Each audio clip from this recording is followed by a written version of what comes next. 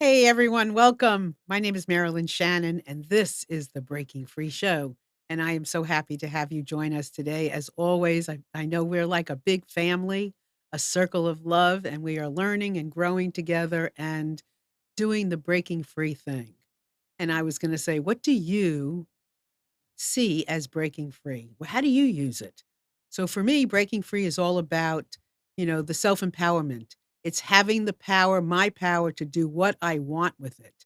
And that means education, being inspired by other people, learning a new tool, a strategy, a technique, a philosophy, something that talks to me, where I look at that and go, uh-huh, a little freer, Really?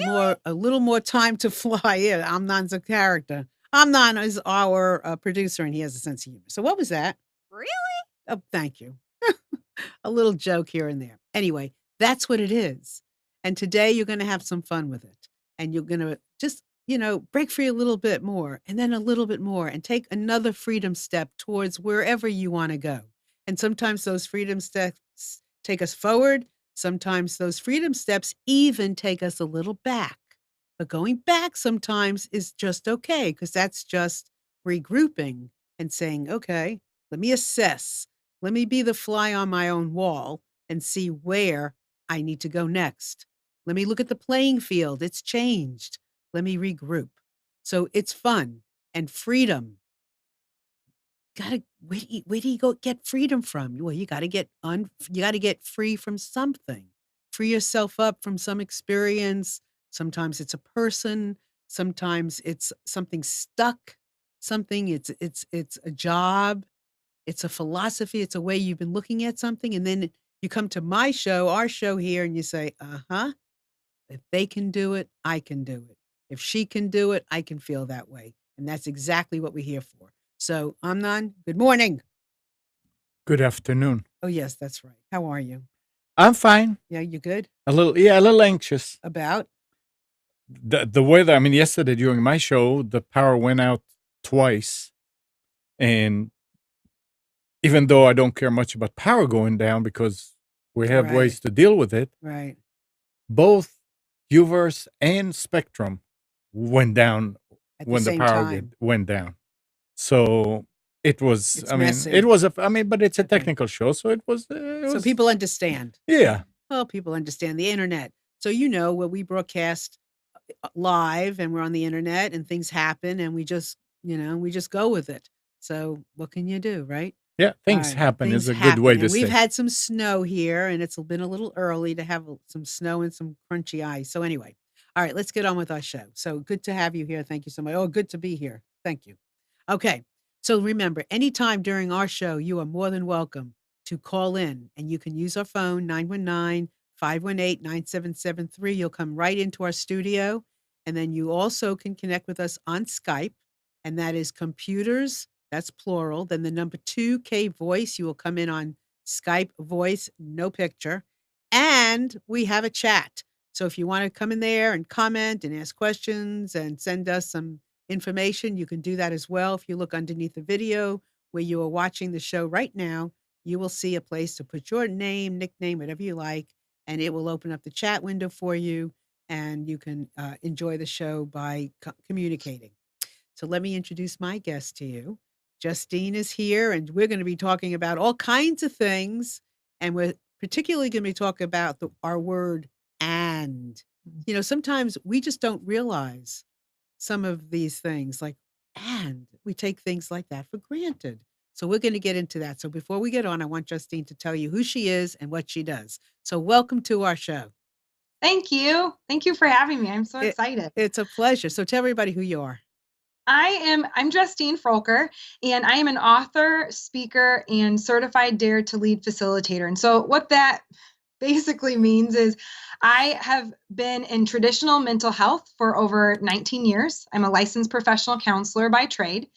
And I started my career working with clients who struggle with substance abuse. And then I moved into clients who struggle with eating disorders, then into anxiety and depression.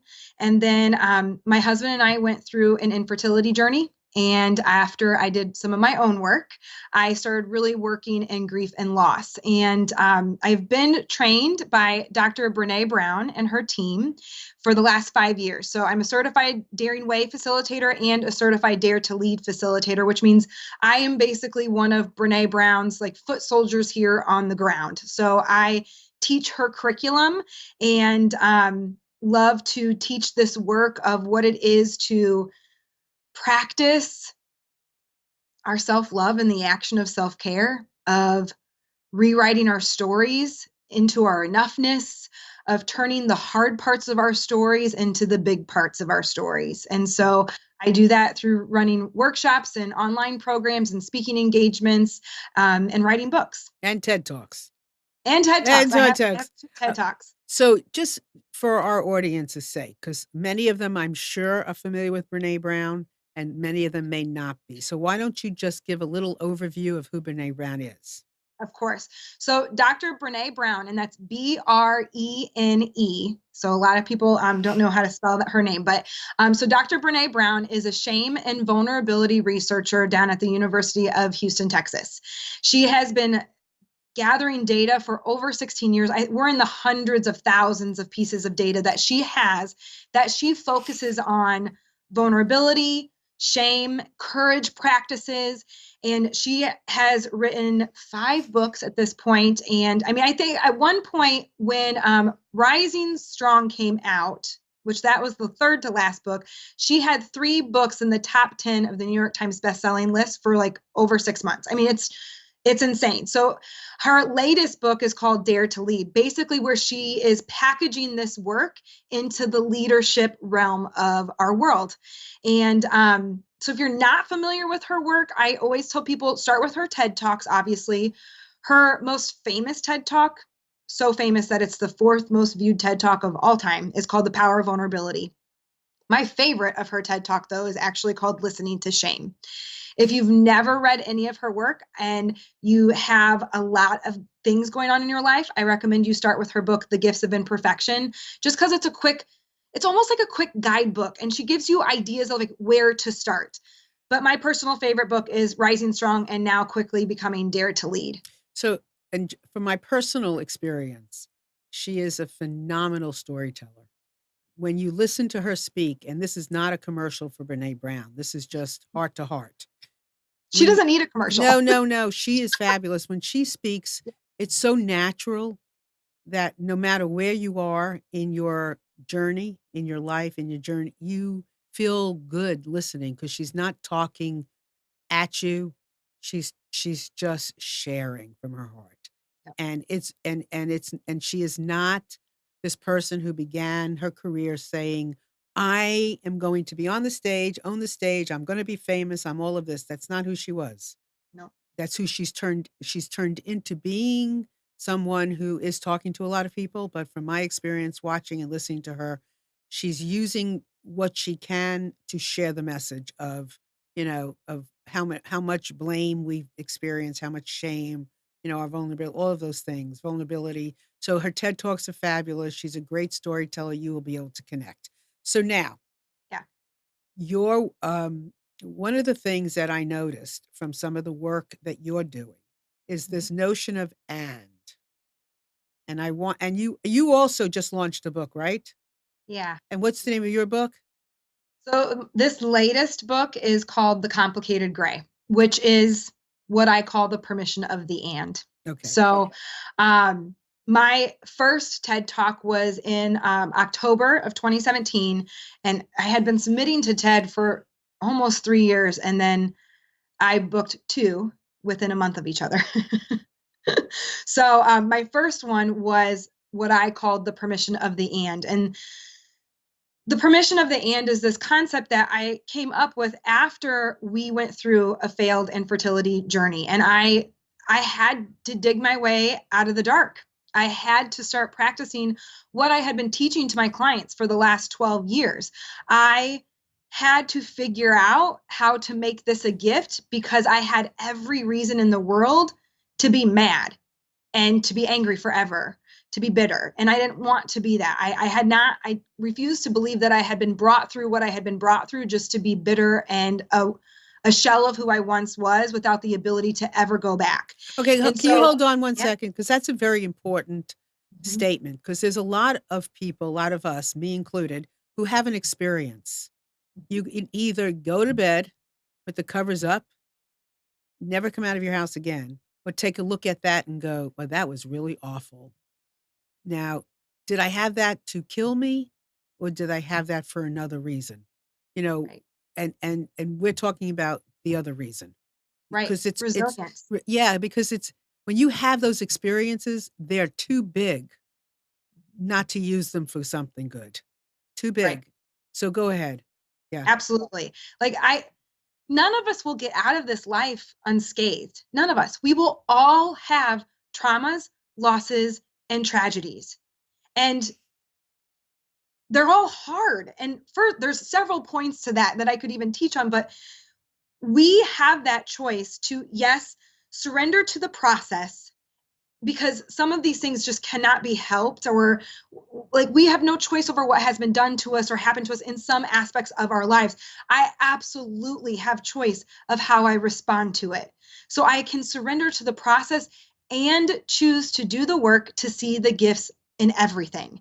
And that's what this permission of the and is. When we give ourselves permission to walk into the muck and the mess, what I call the complicated gray of what it is to feel more than one thing at the same time, to be happy and sad, to be in the dark and light, to be in trauma and choose to do the work to make it a gift. It is there in that mess, in that muck, that our clarity and our healing lies. And so my own story is that gift to teach this, because I am a forever grieving mother. We lost 3 babies in our infertility journey and it didn't work. We don't have children. We have not ever felt called to adopt. So we live what I call a childful life. I work and create and receive opportunities to mother, because I don't get to mother my children here on earth. So I am a forever grieving mother.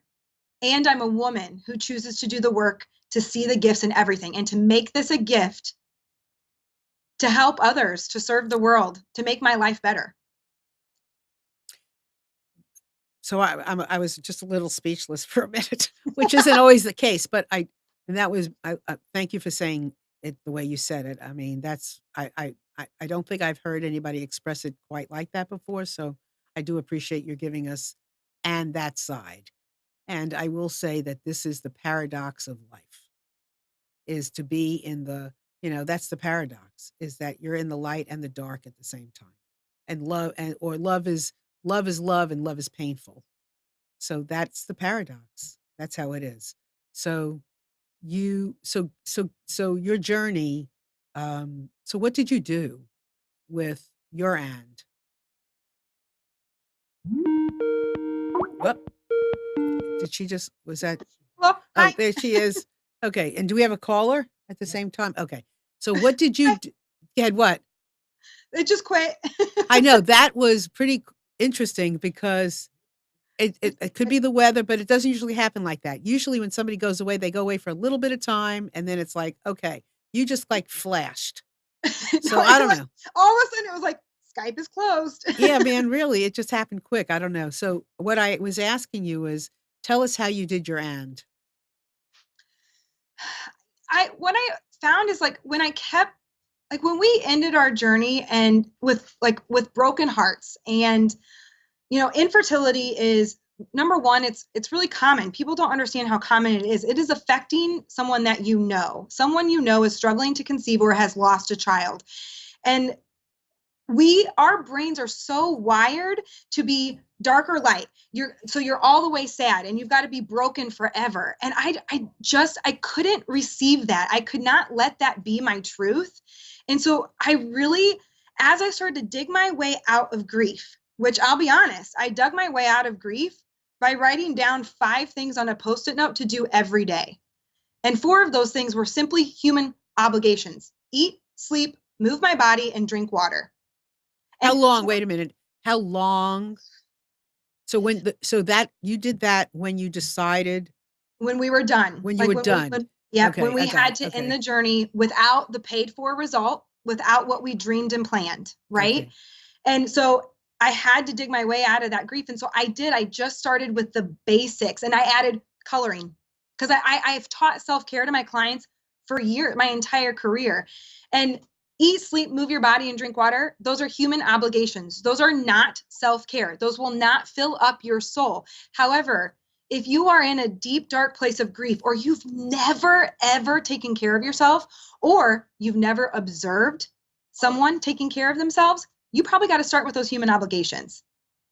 And so I did that. I started with a Post-it note that I literally checked off those 5 things every day, probably for about 2 months. And then I added one more like true self-care thing, like meditation. And I'm not a good meditator. I'm not a natural meditator, but I found a way to do it, even if just for 5 minutes a day. And that started to dig my way out of the dark. Yes, I can completely understand that. It's almost like you have to do something mechanical. It's like you have to turn it over to, okay, I'm consciously putting one step in front of the other. Right. And it's you do that for what however long it takes. You don't leave it up to your necessarily to your own imagination and your own willingness to get out of bed. You have to literally say, okay, every morning at 7 o'clock, I'm getting out of bed, and do it. And you have to literally treat yourself like that in Right. order for it to happen. Yes, I completely Because understand. there does have to be action. There Yes. has to be action. Otherwise, nothing will change. And so, and it's not easy, but, and that's why it started with that Post-it note with 5 things. And now 6 years after my journey, it's hours of pouring into myself. It's many things that I do that I choose to fill myself up and love myself so that I can go out and serve the world and love others. And because I am doing this work. Oops. Okay, so go ahead. We Frozen? lost you for a second because you're doing this work. Yeah. Because I'm doing this work and rewriting my story and filling myself up first, I am able to serve more and help others more. And I'm actually happier doing it. And that is the airplane model, right? Where you put the oxygen on yourself first, Absolutely. because if you don't breathe, if you can't breathe, you can't put it on somebody else. Absolutely. I mean, honestly. And I know like self-care is such a buzzword right now. I feel like just like authenticity, it's a buzzword. And one of my big pieces of whether or not you read one of my books or you do an online program or you just follow me on social media is that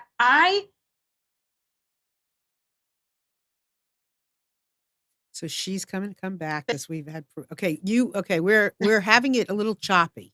So you just said and okay. follow you on social media and then right. What did you So say after that? If you follow me on those places or do any of my programs, you'll find that I'm going to teach you this material. I'm going to give you some of the ideas. I love resources. I will send you to tons of different people. I will teach you how to implement true change in your life. I think so many people are consuming personal development and self-care resources and things like that. They are reading the books, they're consuming the videos. They're not making real change in their lives. And that just has to be one thing. If it's that Post-it note with the human obligations with one extra thing for a while, start there. Don't get so overwhelmed that self-care has to be this like hour of doing meditation and things like that, because that's not going to work for a lot of people, right? Especially at the beginning. Right. You have to do what works in your life, really. Right. So let's go back to this notion of the and. So what else how else are you seeing the and being used? I mean, because some people can look at it like it's an excuse. Oh yeah. But it's not. Go ahead. It's been interesting since the TED Talk came out. Because this book, The Complicated Gray, that just came out, it's been written for almost 3 years at this point. It's been quite the struggle to get this book out, which is exactly goes with the story of it for sure. I had kind of joked when it launched last week, the week before ish, which that was a whole other thing, is that this book needs its own book. But like when the TED Talk came out and people knew I was working on this book, I started realizing that people began using the permission of the and as a place. and it's not a place. Because a lot of times when you use this permission of the and, like, well, I'm happy and sad, or I'm full of sorrow and joy, our brain is wired to stay comfortable, which means it'll self-sabotage us all day long. It'll make you snooze 10 times rather than get up and work out. It'll make you not do the self-care because our brain likes comfort. It doesn't like change. It doesn't, doing this work, what I call this work, is not easy. And you have to override the self-sabotage that happens in your brain. And so what I was finding after the TED Talk is a lot of people were using that permission of the and as this place to stay stuck. And stuck is a choice. The permission of the and is a tool that I use to move through the hard parts of my story, the parts of my story that I now refuse to call hard because they're my big parts of my story. Because when I called them hard, it didn't honor them and it didn't honor me. And it kept me stuck looking behind me in my traumas, losses, and tragedies versus in the rise and choosing to rewrite them. Well, I can definitely see that being a place where people would stay. Oh, yeah. Oh, I could definitely see that. So it's so let's say you're saying you're sad and you're happy at the same time. That's an easy one, right? Which you might have been. You might have been sad and yet still grateful, right? The combination of words can matter and or pertain to a person's a particular situation. Because you could be sad and yet grateful for everything you have, right? So you're moving from, in that situation, you're moving to what? A whole nother paradigm of words? Or are you moving, what are you moving to? That place of like the willingness to get uncomfortable with feeling them both and not believing the lie that wallowing in the sadness is any better. Or like, I think a lot of times we'll be like, well, I'm just going to be sad. Like, so I'm just going to sit in it. And I think the and allows us to sit with it. Because when we sit with it, it is the energy that it is to allow it to move through. Emotions are not supposed to sit. They're not supposed to be stuffed. They're not supposed to sit in our body and fester. They are energy that is meant to move through. But most of us didn't grow up in homes where we were encouraged to get curious about our emotions, right? So we haven't been taught the tools to do that. And so like the words are so powerful, like giving myself permission to feel, giving myself permission to sit with the discomfort that is with the and, that I am sad and I am happy. And let me tell you, I mean, the whole freaking month of December is that for a woman who can't have kids, who wanted them, right? Like, Facebook is full of Christian or Christmas traditions at this point. And so I also, 6 years out of our failed infertility journey, I love my life. I love my life. I can sleep in on Saturday. I have 3 dogs that are hilarious. I get to travel more. And I will always wonder who those 3 kids would be at 6 years old this year. It's happy and sad. It's both. Are you by any chance saying that there were triplets? No, so we had 3 embryos. So we actually did a surrogacy journey because I had 2 back surgeries in high school and I was in a body cast for a year of my life. And so we tried to have children with a surrogate. So we got 3 embryos and a couple rounds of infertility treatments, and we lost all 3 babies. They never took. So to us, they are our babies because they're what we got. Well, yes. And when they go to do I have a daughter that's gone through this and another like daughter. And when you go to do it, they do say when they're putting the embryo in, they do call it your baby. Yeah. So it is a baby. I wrote a blog post years ago for HuffPost, like we become parents the day we dreamed of becoming them. Like we especially became parents, even more of parents the day we like wrote the check for the treatments, all of the injections, looking at the pictures of the cells, like, and so it's loss. And I believe the more I do this work, especially we all have grief and loss, because I'd like to meet that person whose life turned out the way they hoped, dreamed, and planned. I, Without some loss, you can't. right. You can't. It I doesn't didn't. exist. Yes, and I mean, obviously, I didn't know what you were going to talk about. I never do. But to be free, you have to have loss. Yep. You have to have lost Well, something to free yourself up, because you don't. What's free then? I mean, what define it for me? If you, right, what do you free yourself from? right. I totally agree. I mean, so it has to be. So this Hmm. is this is interesting, and it's and you know, it's kind of a gift you give yourself, is to Oh yeah. say, that you are mourning, and yet you still can, you know, allow yourself to to have joy in Hmm. other parts of your life. I mean, it is a gift. And to love yourself enough to experience the mourning, and at the same time be able to have a little laughter here, you know? I mean, it is a gift. Yep. S So this is a very interesting, conversation, and an interesting way of looking at having permission, and being in, 2 feelings at one time that can be so different, Uh-huh. right? Uh-huh.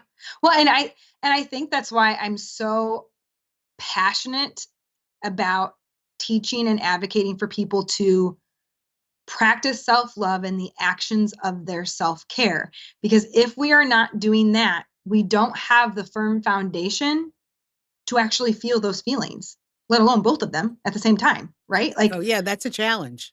right. So I that's how the a lot of the people will say, like, well, what are, like, you share self-care tips on Facebook every day. I'm like, yeah, and I will never not talk about taking care of yourself, because it has changed my life. It's allowed me to rewrite my story, because it is that firm foundation that I have the wherewithal to give myself permission to feel it all, to sit with it and not in it, and allow it to pass so I can rewrite it. Interesting. So gratitude, appreciation, all of those, kinds of, emotions that are not hard to have. I mean, they're easy. Those, there you can find something every day in your life, every moment that you got into your car and it went, that you have light on, that you have some heat, that you have shoes, socks. I mean, you can find something every single day for, to have the one emotion, and the and appreciation at the same time. Absolutely. And without having self-care, without having self-love, it's hard. It can be more challenging to have the and appreciation, and the joy, and the gratitude. So this is a great talk. Excuse me. Hmm. So what other tools can you share about creating, self-love? Because this is Yeah. an important, because this is a really important time for this conversation. Yep. It's a very busy time of year. People are doing things they want to do, and people are doing things they feel obligated, Uh-huh. right? Yep. Whether it's spending money and something else, or inviting people and something else, and saying no and something else. So what other Right. kinds of juicy things can you share? Well, I always say, I share this message. It's so funny. People are always like, it's so interesting that you usually share this message around 4th of July, because it's when it starts almost like, and then it's the holiday season. Like, we eat food more freely, more fun food. We don't get as much sleep. We see people we don't see all the time, and maybe people that are not super engaged in our lives, and we feel obligated to spend time with them around the holidays. We don't say no enough. We overschedule. We drink more than we usually are. And so we're doing all of these things, and then we wonder why we're crabby, snapping at people, tired, and things like that. And so it's like, this time of year is, I don't believe it has to be that time of year where we're run ragged. And that is why I'm so passionate about this work. Why I share, especially my online programs during this time of the year. But like, We live in a world, this time of year or not, we live in a world that will tell you that you are not enough every single day. And then when you go to bed at night, I'm willing to bet your to-do list is not finished. And so then you tell yourself that you're not enough every single day. Then on top of all of that, we have these stories. We have our traumas, our losses, and our tragedies, the hard parts. And those things oftentimes tell us that we're not enough. So hold on a second, though. I want to get into this a little bit, because it's not always the actual words that say you're not good enough. It comes in discreet ways. And no matter how good you are, and I think I'm terrific. I mean, I do a lot of work. I think I'm great. However, that subtlety of you're not enough can come very quiet. And and the more work you do, the quieter it is sometimes. Oh, yeah. Right? And it's harder to put your finger on it. Sometimes it can be right in your face, but a lot of times it may not be. And it's that one little thing that might keep you from something. Right back there. Right. That you want to pay attention. I'm not saying, I don't walk around feeling miserable and feeling this, I don't feel good enough about myself, miserableness. However, if I can find that one little thing, when I can find it, I don't obsess over it, and you don't necessarily have to either. But if you find that one little thing, that can free you up for a huge experience, a huge, great experience. So it's not always just huge. Sometimes it can be, but sometimes it's not. Oh, no, because we're always bombarded by those messages. I mean, even if you take into consideration all the advertisements that we receive every day, like that's something that you're maybe not super cognizant of, but like they're telling us that we're not enough, that we have to buy something to make ourselves enough. And so like when you layer all of those things on, like it's going to be almost impossible to ever feel enough, no matter how much work you're doing. I mean, I have taught this work for over 5 years. It is in my bones. You cannot escape a video from my YouTube channel, a post on my Facebook without getting authenticity, vulnerability, shame work, courage work, whatever. And yet I will always have those days where my shame spiral grows out of control, and all of a sudden I'm believing the lie that I'm not enough, I'm invisible, no one cares, I don't matter. That's my shame spiral. And I know that that's going to make some people cringe and be like, "Oh my gosh," but I know your shame packs a punch too, because shame always packs a punch. And no matter where it's coming from, whether or not it's coming from your undone to-do list, a trauma in your history, a bad meeting at work, one of your kids who fought you today, whatever it might be, your shame spiral, that shame story that goes in your head is probably going to be born out of the foundation of I'm unlovable, I'm not enough, and I don't deserve. That's shame. Shame is that sense of feeling unworthy of love and belonging. It's that not enoughness. And so if I am not choosing my practices of self-care, because it's really hard to love myself with all of that not enoughness. So when I do my self-care, it's a practice of self-love. So now bring us to this notion on some of the things that you've learned, that you've been studying with Brene Brown, and this Dare to Lead. Because here again, when you're a leader, you are, you to be a leader, in my opinion, you have to be doing self-care. I mean, yes, we have plenty of people out here who are leading, who are not coming from self-care, not coming from love, but I don't consider that the kind of leader we want to be and become. For me, there's only one way of leading, and that's to lead from your heart. And you have to, so talk to us about that. Yeah. So the Dare to Lead book, and it's a lot of the Rising Strong curriculum, but kind of reorganized, called some different things for leadership. But what we're really teaching is that courage is a teachable skill.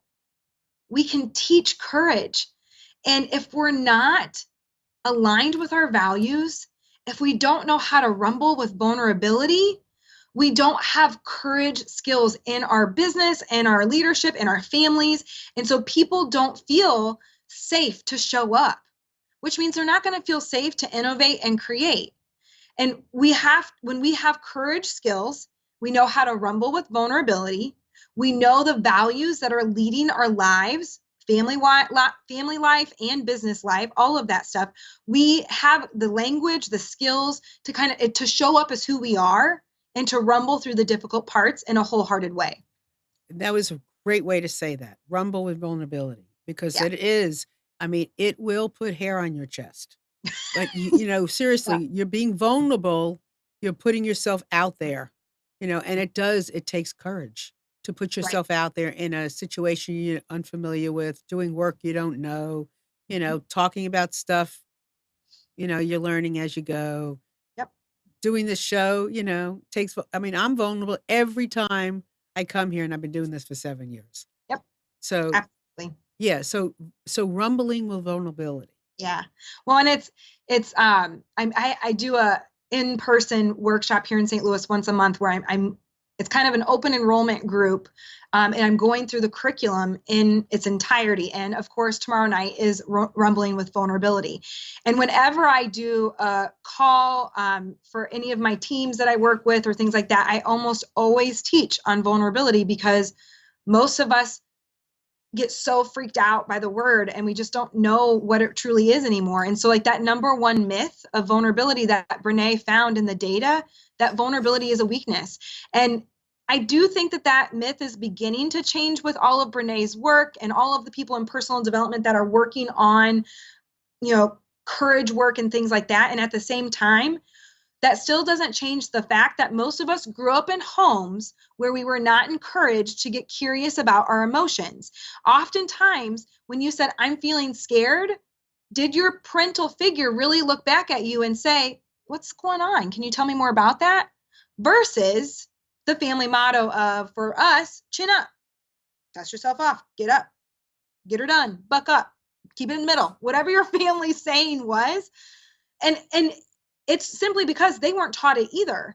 And it is starting to change. Vulnerability is not a weakness. And hundreds of thousands of pieces of data that she has, over 16 years of research, there is not one example of vulnerability that is not courage. And my next book that I'm working on is with millennials. And I feel that millennials are, there's a lot of negativity. Yep. A conversation going on about millennials, and millennials are believing that too. They're beginning to believe the hype and the commentary because it's all over social media. And social media can very much help you to feel vulnerable, and not in a good way. When people do things and you're not quite sure of who you are, then you begin to copy the voice of other people, whether it's a happy voice, sad voice, a fearful voice, a strong voice, a courageous voice. So I'm finding that with millennials, that they are beginning to copy the fearful voice, and not for some, and not having, a clear picture of who they are. So they go from one end of a spectrum to the other. Either they feel incompetent, or they feel, or they're showing that they're very much in control and doing a great job. But many of them are feeling incompetent. Yep. And it's all this conversation going on social media, and we all face that. I'm certainly not a millennial, but you see other people doing things no different than what you see in advertisements, social media. You see posts from friends doing things, and you're like, "Oh, why am I not doing that?" Or maybe I should be doing that, or Right. That comparison. Yeah. That comparison is so. Yeah. I talk a lot about comparison, especially in the infertility community. I talk about comparison, but I bring it into just our everyday life, because how many times have we compared? Because we compare, obviously someone's highlight reel to our backstory, which is not ever going to be accurate, which is also why I love using social media, what it's meant to be used for, which is to connect, which means you still need to share the hard parts and be vulnerable. But that takes some courage practices and things like that. But also, comparison comes in a lot on the other side of things. Like, well, my stuff isn't as hard as hers, so I'm not going to talk about it. Or, and like, we have that like gratitude for, like, I call it like the opposite of wholehearted gratitude. Like, at least I have a house. At least I have a car. Well, me at leasting gratitude does not make someone who doesn't have a house have a house. Like, that is that empathy and compassion thing.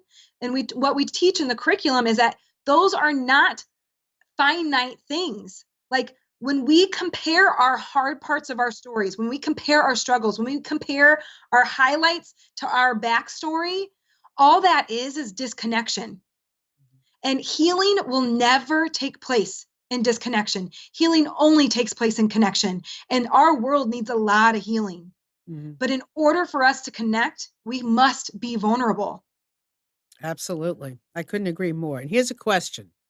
This is from Chris on our chat. And if any of you out there would like to ask Justine a question, you are more than welcome to engage. We'd love to have you do that.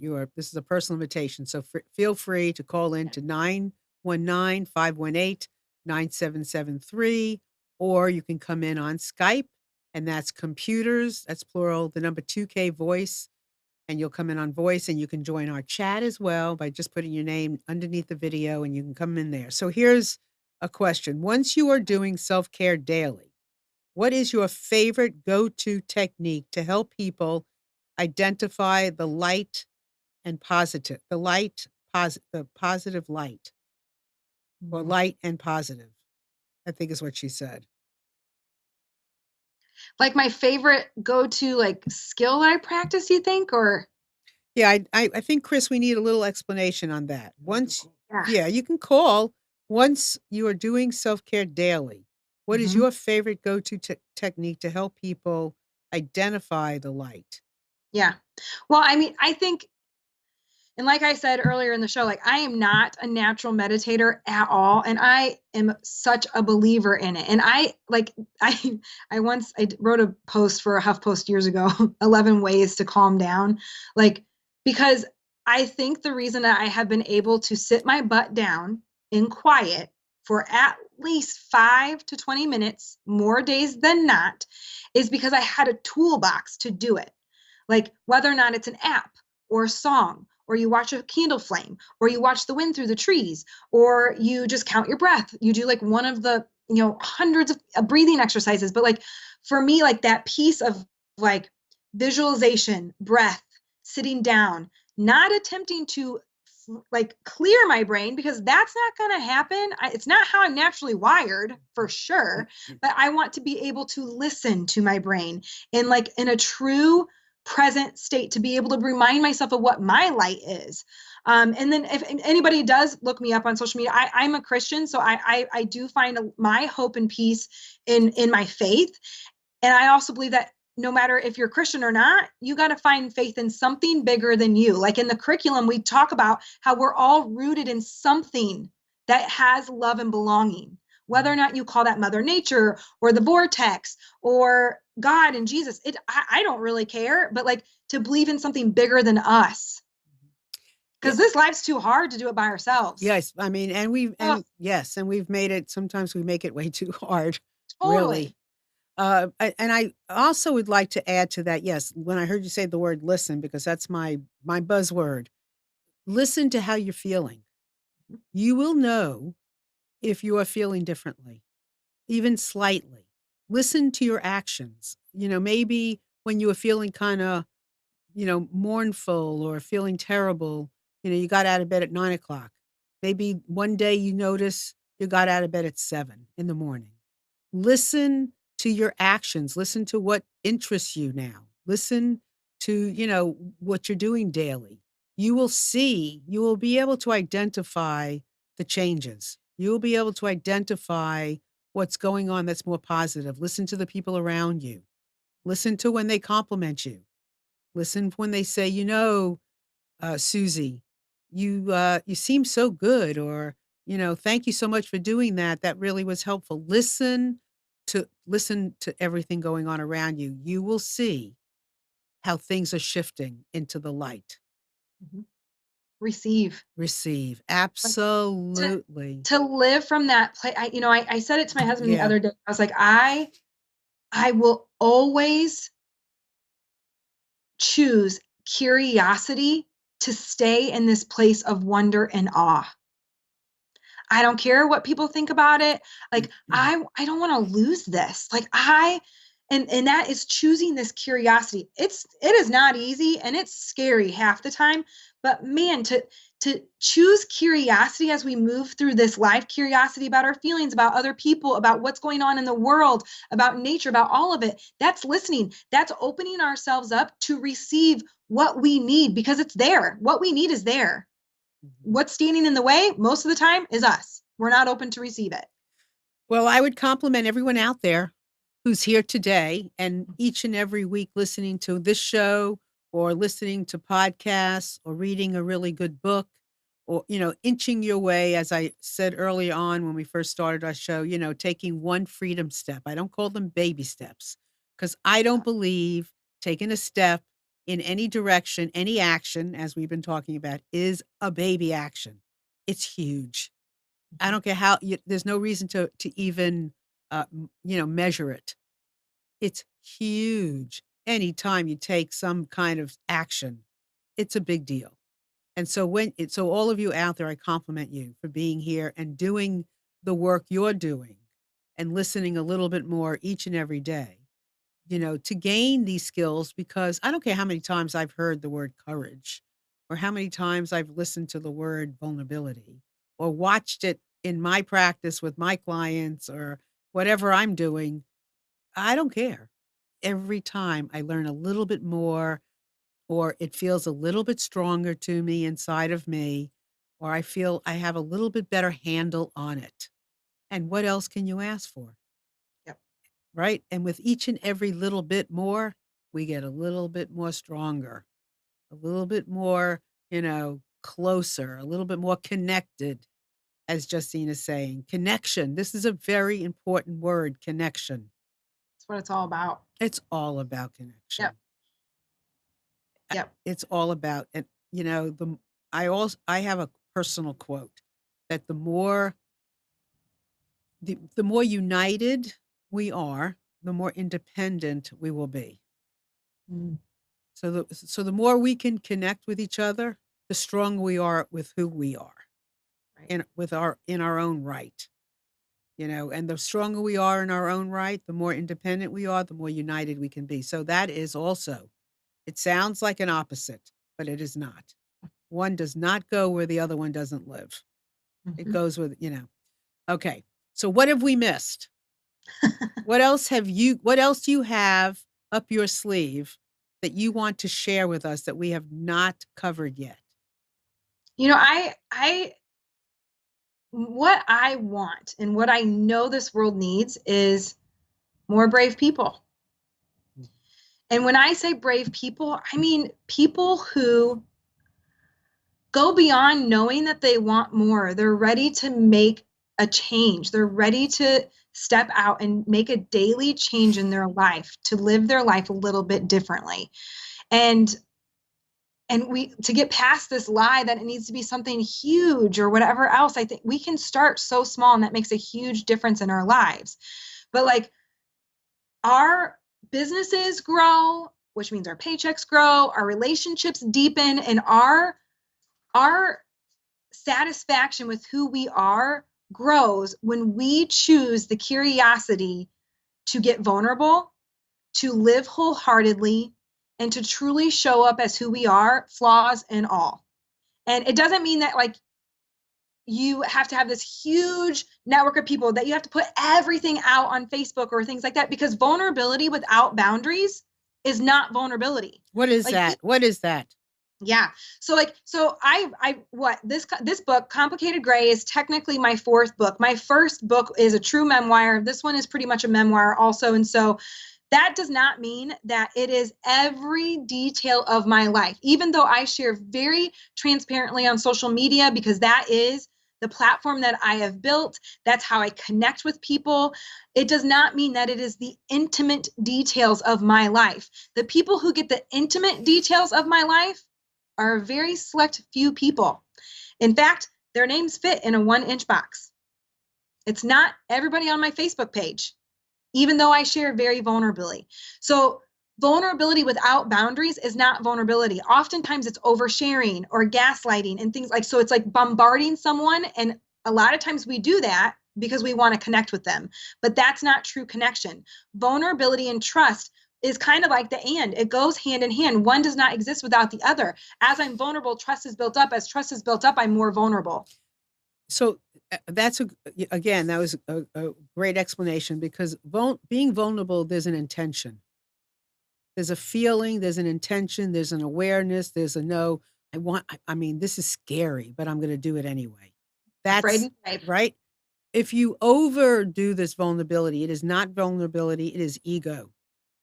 And that is a very different place, a very different place. Not that we're not growing from our unhealthiness or our ego. I don't want to say unhealthiness, but from our ego, we are. But vulnerability, over vulnerability is an ego thing, not because I want to learn. I'm scared, but I'm going for it anyway. Right. That's a very different conversation than just without any kind of acknowledgement of what you're doing. Right. Right. And I've been learning this lesson a lot, especially lately with this book, because it's been a difficult launch. And as I've What's been been working difficult? What's been difficult? well, everything that could have gone wrong went wrong. To the point that it was released on Amazon and no one knew about it. And then when we received it, it had 50 pages of messed up spacing. Well, I So feel for you because I've that's what Chris said. Chris is oh like, oh, yeah. shoot, what Well, happened? yeah, because my last book that I just launched about the twins, Yes. we had it scheduled to do a book launch, an actual physical event on September 13th, and we had a hurricane. So we had to postpone it. And I had people twins coming from other states coming in for the event, as well as local guests. And we scheduled it for October 11th. Now, understand, we don't have a hurricane every year. So we had a hurricane in September, then around October 11th, we had another one. Yep. So, but we had 75 people show up. That's amazing. It was amazing, and we could, Amazing. but nonetheless, didn't mean that I wasn't like beside myself. Right. Exactly. So, And yeah. part of this journey for me has been like, because one of my things when I have a speaking engagement or things like that, and I think it's because of my therapy background. I do not think it's helpful when people only get up on that stage and share about the rise. Because I think when we're only sharing about the rise, we get all the fans who are just the consumers and they're not making actual change in their life. We have to, I believe, share some of the struggle, not very much of it because that's not really helpful. But since I have this brand that is very authentic and transparent, I'm learning this, like, what is my timeline as this is happening in real time, these things with the book, and I want this book to succeed, and I'm very proud of it. How much do I share with my audience in the moment? How much do I have to wrestle and rumble with those people in that 1-inch box? They get the intimate details. I have to work through some of the hysterics before I go public and share the struggle with my audience. I still have to work through some of my own, what's the story I'm making up? What's the shame story? Talk to my people first and then share in a vulnerable way. So it's like, it's this and. I want to share the struggle. And at the same time, I must honor my truth, my intimate details of my life, that not my entire audience gets that. Because that's not vulnerability. Vulnerability without boundaries is not vulnerability. And for everyone out there, I mean, none of us, it's interesting sometimes when I look at a famous actor and actress and I wonder about their personal lives. And I think, oh my God, they must not feel this. And maybe they don't feel that, but they do. We all feel things that you wouldn't think necessarily somebody is experiencing when they're famous or they're this or they're that. And when you put yourself out there, as Justine is, as I am, and lots of people that I know write their life stories. I mean, sometimes, you don't always know exactly what you're going to do. You just have to trust, as she said earlier, and that is very true. You have to just trust. You trust yourself that you're going to do the very, very, very best that you can. There are times that you can plan your vulnerability, and your response, and sometimes it happens in the moment, and Yep. you're caught off guard, and you just have to trust that you'll do it right. There are plenty of times I've stood up on the stage and I've gone, "Oops, I didn't wanna say it that way," and literally will go like this, "Oops, I take it back." That's part of the believability in who we are, that we're not saying these things because we haven't had these experiences. We're saying them, as I say in coaching all the time, I coach ethically because I've had a life. It's inevitable that somebody will come to my office to be coached, and I have just had a similar experience. Yep. So, Absolutely. you know, Absolutely. and we don't always have all the answers. So, do you have your book handy? Do you have a copy of your book handy? Not the new one. No? I like, Okay. well, that's how crazy it has been Okay. with these prints. I Like understand. I Yeah. had like I had 35 copies of the messed up prints, and it was like, okay, so it's going to be taken down. I need people to read this. And so I said, who wants to buy this? You're going to review it as soon as possible. So like my community rallied, and we did. When it went up at first, I was a #1 new release in grief for 2 days, which was amazing. And then it had to be taken down for a week for Been the new, there. I know. and it was just like, this is my first book. So Okay, this is show the it book. to us. This is Ever Upward. So this is my story through 2 back surgeries in high school and a body cast, and then our infertility story. But more so, it's about how I dug my way out when it didn't turn out the way we hoped, dreamed, and planned. And then The Complicated Gray, the newest book, it's my faith testimony. Because I always tell people there's not much like being a mental health therapist who hears terrible things in her office every day, who can't have babies. That makes you pretty mad at God or whatever you believe in. So Okay. that's what The Complicated Gray is really about. But in reality, it's a lot of stories about how to wrestle with the hard parts of your life, and find that and to move through it, to rewrite it. And it's on Amazon. Everything's on Amazon. Okay, and then are they all linked? Are your books linked together? They're on the same like Yep, author? they're Okay. all underneath Okay. my name, and then my Perfect. website's just my name, and so I have a huge resource page there with all my favorite Whoops. podcasts and YouTube channels and books and things like that. And I have a lot of the whole blog is up there. The YouTube channel is linked there. I have over 500 videos on YouTube. I have a lot of content out there. Good. Good. Well, life has a lot of content. Yes, And it does. so, and you have okay, so here are my 2 current books up on Amazon: In Just One Afternoon, Listening to the Hearts of Men, and In Just One Afternoon, Listening to the Hearts of Twins, and soon to be In Just One Afternoon, Listening to the Hearts of Millennials, and then Addiction. And if you have a story of addiction, yourself in recovery, or working on recovery, or you are a family member, if you will reach out to me, I would greatly appreciate it. And you can be kept anonymous as well. And you can reach me at marilyn@marilynshannon.com, and love to have your story, and that would be great. So remember, if you're in recovery, want to be in recovery, struggle with recovery, it's fine. It is all okay. And I'd love to have your story, and as well as family members, loved ones, anyone. So, final words, Justine. Have the courage to take the actions to show up in your life. It is so worth it. It is so worth it. It is very worth this side of courage. Well, we're always working on courage, but Right. this side of courage, or the moment of being on the other side of courage and being courageous, is so worth it. And the other thing is, sometimes you need to find people with a helping hand Oh yeah. that will help you, that will hold your hand gently, hard, whatever it takes to help you, because you have that little spark of being courageous, even just to reach out to somebody. Yep. You know, give all of your sparks, all of your little granules of something. Give it acknowledgement, give it love, give it compassion, because it takes that little slit of something that helps you reach out to somebody else or do something that changes your story is a big deal. So, right? Amen. All Yeah. right. Amen. So, thank you all so much for being here, Justine. Thank you so much. Your energy is phenomenal. I loved it. and love to see you come back again. Thank you. I appreciate it. I love being here. Thank you so much. Thank you. It's been a pleasure. Amnon, thank you so much for everything. And everyone out there, we love you. We really do. And so, take care.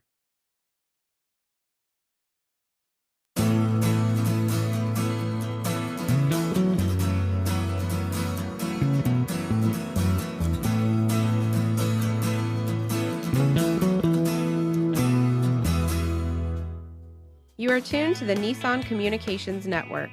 If you tuned in too late, you can always watch each program in its entirety or download an MP3 audio file of it in the archives section at nissancommunications.com. Don't forget to subscribe to our YouTube channel, follow us on Twitter, and like us on Facebook. Sponsored by Telestream's Wirecast software, StreamingGear.com, Carolina Apparel, and DeltaForce.net.